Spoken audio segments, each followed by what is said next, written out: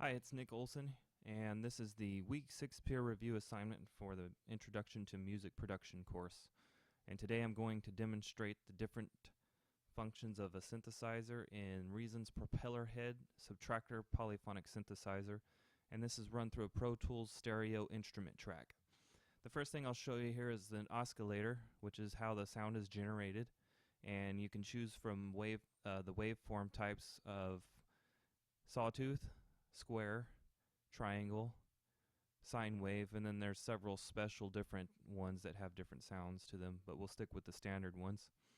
The octave is going to change the pitch of the frequency that you're starting with here. And then the semitones and the synths are also smaller intervals or increments that you can adjust the pitch. So the KBD is it just means that when you press a note on your MIDI controller that it'll change the sound, or each note that you press will have the exact same sound. If you turn it off, everything on the keyboard is going to sound exactly the same. So there's no change when you press different keys. And this FM and mix knob here just would be if you're using an oscillator 2, you can modulate oscillator 1 with that, and those would control the frequency and then the mix of that effect on oscillator 1. The next thing I'll talk about is the filter, and you can use different types of filter, such as notch, which would be a band stop, a high pass filter, a band pass filter, a low pass filter at 12, or a low pass filter at 24. The standard would be the 24 here, and that's the most common type. And then you can adjust the frequency, which would be the cutoff frequency that your filter is going to start affecting the sound.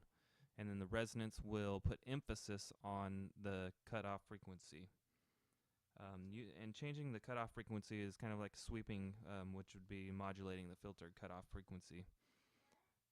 This KBD would be how filter 2 affects filter 1 if we were using it, but that's a little more complicated than this tutorial. Now the next part that we would go over would be the amp envelope, and the A stands for attack time, D is delay time, S is sustain level, and R is release time.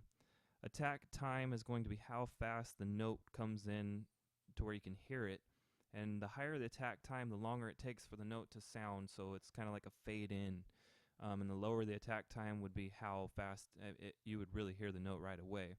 And you kind of would probably want a little bit of an attack time for most sounds, because then you don't have any real fast and sudden pops. And then delay time would be how fast after you hold down that note it's going to drop to the sustain level that you have it set at. So the sustain level is when you're holding the note down, how loud that note is as you hold the note down. And then release would be after you let go, note off, how fast it drops back down to the 0 frequency.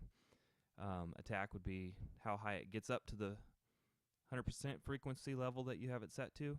And release would be how quickly after you let go, it'll drop back down. So I'm going to just go ahead and play some notes and then let you hear them as I make some changes here to see how these things can affect the sound.